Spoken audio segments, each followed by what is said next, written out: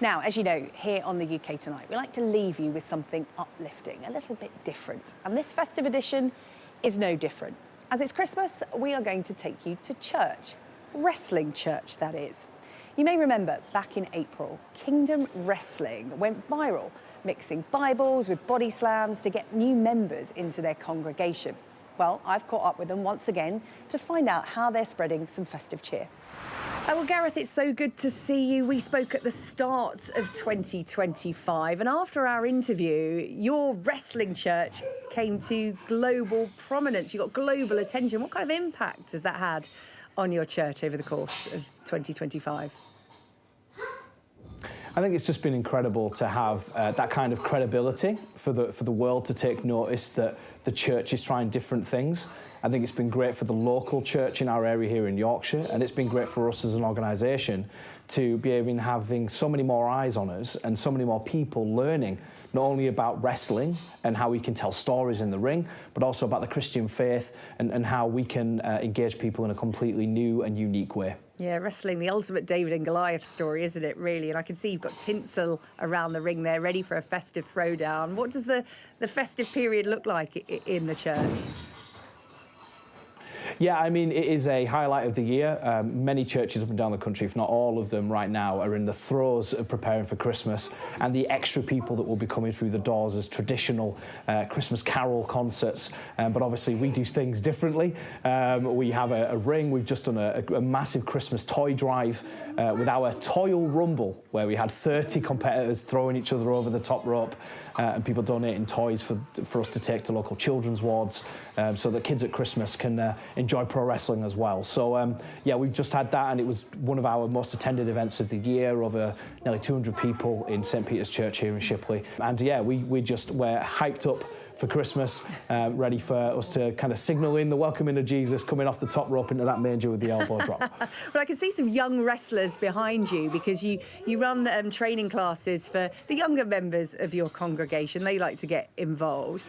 And you've been speaking a lot in schools over the course of the year as part of your work. Can you tell me about some of the talks you've been giving and the messages you want to get out there to young people, particularly to younger boys? Yeah, so I was really captured by the Centre for Social Justice's report on the Lost Boys. And having been a young man who grew up without a father and went through quite a lot of traumatic stuff in my childhood, I knew that I had a story of overcoming adversity, but I also, as a father to 3 girls, know that there is a challenge for the women in our communities and the young girls in our communities around toxic masculinity and what does that look like. So I thought I'd bring my media experience, I thought I'd bring my storytelling to the fore in partnership with the Leeds United Foundation Positive Choices team. So I'm now going into primary and secondary schools across our district, speaking to young boys particularly around positive masculinity. What does it look like to be someone who not only is a father and a husband and a good friend, but also is a professional wrestler? And how do I contain the violence that I'm capable of and use it and channel it in a positive way? And how do I bring young people into contact with me as a mentor and as a local kind of community figure? And how do I kind of use that to show young boys and young men a different way of engaging with women and engaging with the world and inspire them to something better? Yeah, sport, faith and community combining in the best of ways. And for those who can't get to St Peter's Church in Shipley this Christmas, can you give us a little taste of what's going to be going on in the ring? Are you combining carols with your throwdowns? Will it be the nativity story? What have you got? Oh, we've got the angels, we've got the wise men, we've got everything happening where we're actually going to tell the nativity story in the ring. And we're going to have a few different kind of icons, like what would have happened if the angel, when he appeared to give the message to the shepherds, if they got so scared that they attacked him. What might that have looked like? You know, who's going to wrestle with an angel? So you know, we've got a few of that going on, but it's to have fun, and I think it's to tell those stories in a unique way, because I don't think many people are doing nativities like that. But at the same time, you know, we want people to go away with the message of hope.